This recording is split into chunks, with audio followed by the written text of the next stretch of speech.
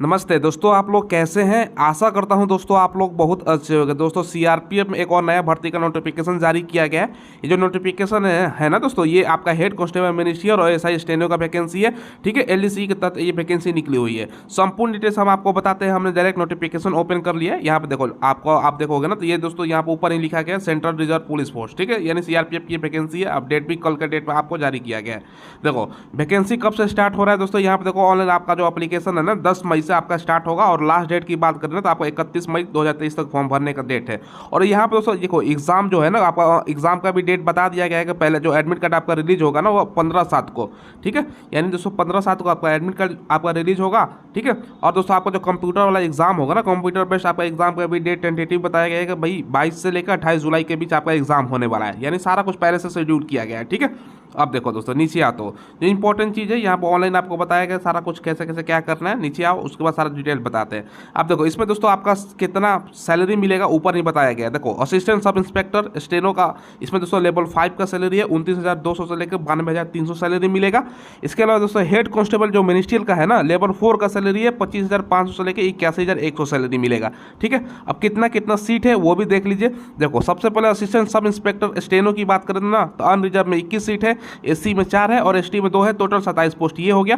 बाकी head constable ministerial की अगर बात करें ना तो अनरिजर्व अच्छा खासा सीट है 173 सीट है, एससी में 34 सीट है और एसटी में 217 सीट है। टोटल मिलाकर 200 आपका 24। ठीक है, ये 224 पोस्ट हो गया। अब आप यहाँ पर गौर कीजिएगा ना, सारा यहाँ जितना है इसमें दोस्तों ओबीसी का कहीं सीट का जिक्र नहीं है भैया, ओबीसी का इसमें सीट नहीं है, ये भी ध्यान रखिएगा। आपका अनरिजर्व का है, एससी का है, एसटी का है। ठीक है, तो ओबीसी का इसमें कहीं सीट नहीं है।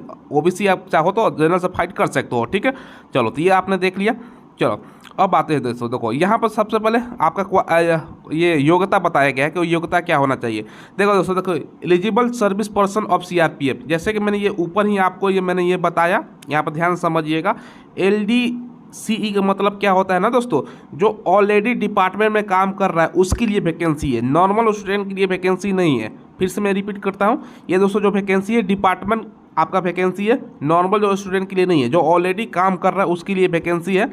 ठीक है, कुछ बच्चों को ये नहीं पता होगा तो इसलिए मैंने अभी बता दिया, नहीं तो कन्फ्यूजन हो जाता है बहुत। ठीक है, अब देखो यहाँ पर आपका जो योग्यता है ना एलिजिबिलिटी क्या बताया गया है, एएसआई स्टेनो के लिए आप ऑलरेडी अगर दोस्तों हेड कांस्टेबल में काम कर रहे हैं जनरल ड्यूटी जीडी में, या दोस्तों हेड कांस्टेबल मिनिस्ट्रियल में कर रहे हो, ठीक है, या दोस्तों ट्रेड में कर रहे हो या दफ्तरी में काम कर रहे हो, तो ये दोस्तों आप लोग अप्लाई कर सकते हो। ठीक है, अब देखो हेड कांस्टेबल मिनिस्ट्रियल वाले के लिए क्या है, देखो आप लोग हेड कांस्टेबल जनरल ड्यूटी में हो, ठीक है, ट्रेड में हो, दफ्तरी में हो, तो आप हेड कांस्टेबल पोस्ट के लिए अप्लाई कर सकते हो। तो ये दोस्तों क्वालिफिकेशन है जो ऑलरेडी काम कर रहा है। ठीक है, अगर आपके कोई रिश्तेदार हैं, जानने पहचानने वाले हैं जो ऑलरेडी काम कर रहे हैं दोस्तों, ट्रेडमैन में हैं या दफ्तरी में हैं, तो आप लोग उनको जरूर वीडियो शेयर कर दीजिएगा ताकि उनको पता चल जाए। ठीक है, देखो इसके अलावा दोस्तों ट्रेड यहाँ पर बताया गया है, देखो कारपेंटर, मोची, ये सब बहुत सारा ट्रेड है, तो ये सब आप लोग देख सकते हो। ठीक है, अब देखो यहाँ दोस्तों आप लोग आओगे ना तो क्या एज वगैरह सारा कुछ बताया गया है। देखो एज लिमिट बताया गया है ना, देखो एज आपका क्या होना चाहिए, जो अपर एज लिमिट आपका बताया गया है LDCE के लिए, मतलब आपका जो डिपार्टमेंट ये वैकेंसी है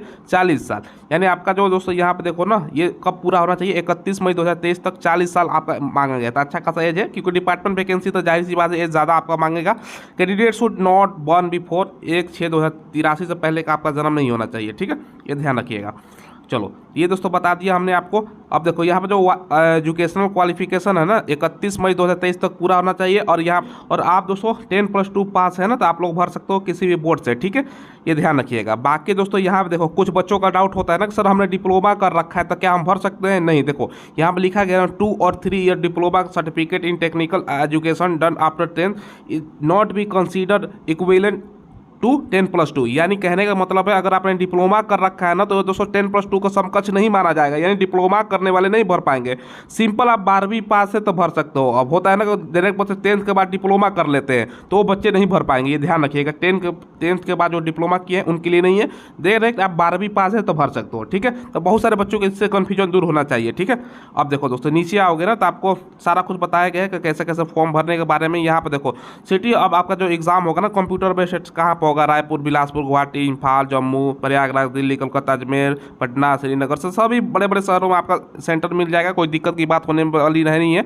अब देखो यहाँ पे एग्जाम के बारे में बताया गया है, जो आपका एग्जाम होगा ना, देखो दोस्तों कंप्यूटर बेस्ड आपका ऑनलाइन एग्जाम होगा, 100 का आपका ऑब्जेक्टिव क्वेश्चन पूछेगा, 1.5 घंटे का आपका समय मिलेगा। क्या क्या पूछे जाएगा यहाँ पर ध्यान समझिएगा। देखिए आपका सबसे पहले हिंदी या इंग्लिश में से ऑप्शनल होता है, यहाँ पे लिखा भी गया है, हिंदी देना चाहते हो तो हिंदी दो, इंग्लिश देना चाहते हो तो इंग्लिश दो, ठीक है। ये दोस्तों 25 क्वेश्चन 25 मार्क्स का होगा। इसके अलावा दोस्तों जनरल एप्टीट्यूड आपका 25 क्वेश्चन 25 मार्क्स का, जनरल इंटेलिजेंस यानी रीजनिंग 25 क्वेश्चन, और क्वांटिटेटिव मतलब मैथ आपका 25 क्वेश्चन, यानी मैथ, रीजनिंग, जीके, जीएस और दोस्तों इंग्लिश या हिंदी में से कोई एक सारा 25-25 नंबर का पूछे जाएगा, ठीक है। और आपका 90 मिनट और 100 आपका मार्क्स हो गया, ठीक है।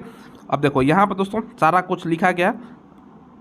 यहाँ पर जो क्वेश्चन जो होगा ना हिंदी इंग्लिश आपका दोनों लैंग्वेज में रहेगा, ये ध्यान रखिएगा। बाकी दोस्तों यहाँ पर निगेटिव मार्किंग 0.25 रहने वाला है, ठीक है। अब देखिए जैसे कि मैंने बताया डिपार्टमेंट एग्जाम है, LD यहाँ पर लिखा गया था ना LDCE, ठीक, ऊपर मैं दिखा देता हूँ। तो ये ध्यान से मैं फिर से रिपीट कर रहा हूँ। क्या होता है ना, बहुत सारे बच्चे स्किप करके वीडियो को देखते हैं तो उनको भी जानकारी नहीं हो तो बहुत दिक्कत हो जाएगा।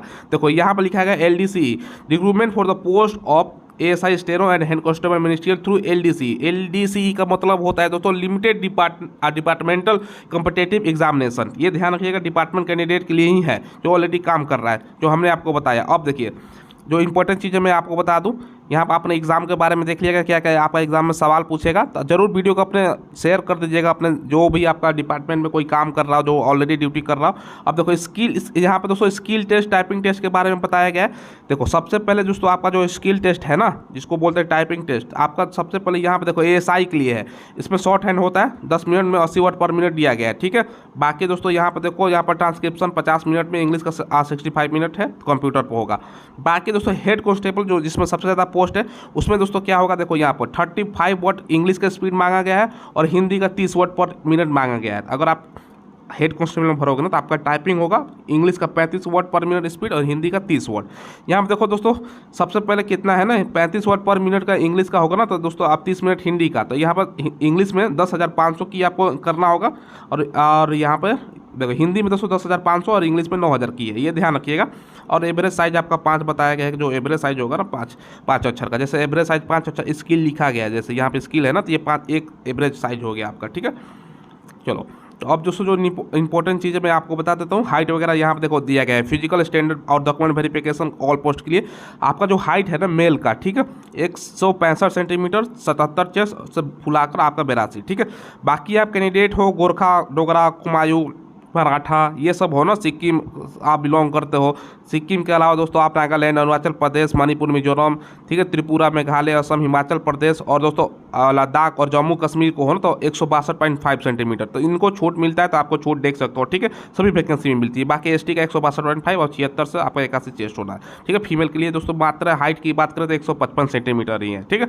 बाकी यहाँ पर सारा कुछ है दोस्तों, आप लोग देख सकते हो, यहाँ पर आपका ऑल फीमेल कैंडिडेट ST से हैं तो 150 सेंटीमीटर, ठीक है। तो ये फिजिकल के बारे में बता दिया, और मेडिकल के बारे में यहाँ पर दिया गया है कि मेडिकल वगैरह सारा, ठीक है। और यहाँ पर सारा कुछ जानकारी आप लोग देख सकते हो कैसे कैसे क्या है। मोड ऑफ सिलेक्शन, अब देखो कितना मिनिमम पास करना है दोस्तों, क्योंकि डिपार्टमेंट कैंडिडेट है तो ज़्यादा आपका मतलब ये नहीं है कि भैया जनरल कंपटीशन की तरफ आपका कंपटीशन हो। देखो यहाँ पर दोस्तों मिनिमम आपको क्या किया गया है, द रिक्रूटमेंट प्रोसेस यहाँ पर दिया गया है, स्किल टेस्ट के बारे में सारा कुछ। तो देखो UR का 40% आपको लाना है, क्वालिफाई मार्क्स है, कंप्यूटर बेस्ड में मिनिमम 40% और दोस्तों SC ST को 35%, क्योंकि यहाँ पर दोस्तों OBC का सीट नहीं है, तो ये ध्यान रखिएगा। तो जनरल से फाइट करना चाहते हो तो आप लोग यहाँ पर हो सकता है, ठीक है। तो ये इतना है, तो आपको ज़्यादा से ज़्यादा लाने की कोशिश करना है। हालांकि दोस्तों आप लोगों का ये डिपार्टमेंट है तो ज़्यादा आपका कंपटीशन नहीं रहने वाला। बाकी यहाँ पर सारा कुछ आपको दिया गया है और यहाँ पर सारा कुछ आप लोग देख सकते हो ना, जो ये दोस्तों डिपार्टमेंट वैकेंसी है, मैं बार बार रिपीट कर रहा हूँ, तो ये ध्यान रखिएगा। तो सारा कुछ हमने आपको बता दिया। अगर डिपार्टमेंट वैकेंसी नहीं होता तो हमने बोर्ड पे एक सेपरेटेड वीडियो बनाते, तो ध्यान रखिएगा। धन्यवाद।